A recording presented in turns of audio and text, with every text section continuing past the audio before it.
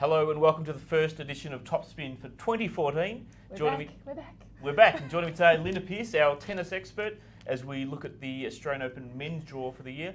Linda, we've seen the draw already, and brutal is the word. Brutal. Brutal. Horror headlines for the Australians. They could be about two of them left by the second round. It's just been, in all the years I've been covering this, since '88, my first Australian Open, I've never seen anything quite so ugly in terms of Australian tennis for the men. 6 of the 9 have seeded opponents, and some of them are pretty good, perhaps like Rafael Nadal for Bernard Tomic. That's the headlining clash, Tomic versus Nadal, in obviously what would be a night match early in the tournament. Obviously, you can't get any worse, and Tomic probably faces the chance of being out first up. He does, but it can't get any better if he was to actually win. And he's coming in from some good form in Sydney, Tomic, after a slightly dodgy end to 2013, which is typical of the way his seasons tend to pan out. So I would think, yes, that it's certainly not likely, but it's a good test for him. He's telling us he's learning, he's telling us he's maturing, and that he's going to play some good tennis, so we'd like to see it against Nadal. And that man who has seen so much of Leighton Hewitt, who's having a bit of renaissance, also got a tough encounter against Seppi.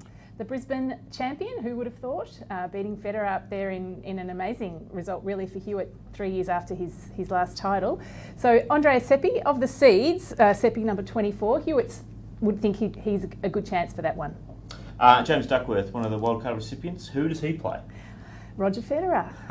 Goodness. How about that? Doesn't get any worse.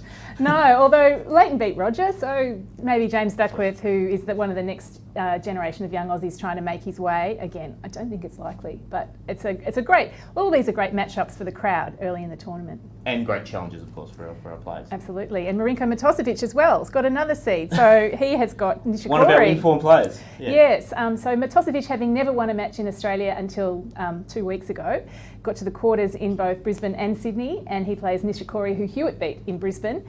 Matosevic's other big monkey on the back, though, is that he's never won a Grand Slam match anywhere in 11 attempts. So if he could do that, that would be a fabulous story for everybody. He's a character, Marinko, and I think he just needs that kind of result to really set him on his way at 28. I know he's up there in age, but he's got a lot of upside. Just looking at the draw for the men in total, there seems to be a little bit of discrepancy. One half seems to be more clear-cut than the other. There's less of the big names in the... Djokovic would be pretty happy with his position in the draw, down the bottom there, in a half that doesn't include any of his really great rivals. He would meet Stan Wawrinka from Switzerland, who is an exceptionally good player also, but it's not the draw that Novak might have had. And actually the third quarter of the draw, where the two seeds are David Ferrer and Thomas Berdych, that'd be the spot you might like to be.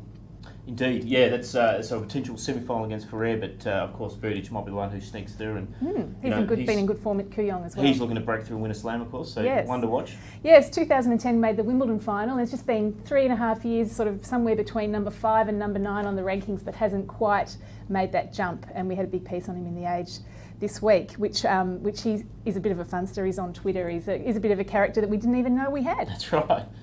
I guess one of the more intriguing players to watch is Andy Murray. He's coming off a bit of an injury layoff, so sort of is he the X-man of the men's draw? Is it sort of anything's possible? Or I think it's more that, yes, we don't really know what he's capable of at this point in his comeback. He had back surgery after the US Open in September, or it might have been October, the surgery, but he hasn't played a real tournament. He played Doha, and that didn't end well in the second round. So he's just a guy that you just don't know what stage he's at, what he's capable of at this point. He said he doesn't think he can win the Australian Open, and he's been a finalist here several times. So that's an interesting way of coming in, basically hosing down the expectations, I'm sure. So do you want to make a tip? Is it Nadal's year once again? Well, we haven't seen him for 2 years since that great epic final of 2012 against Djokovic. He was injured last year and he's back. I'm still sticking with Djokovic. He was my pre-tournament prediction, and I'll go with the Joker. So there you have it. Top Spin's back, and of course the Australian Open's back for another year. Thanks, Linda Pearce. Thank you.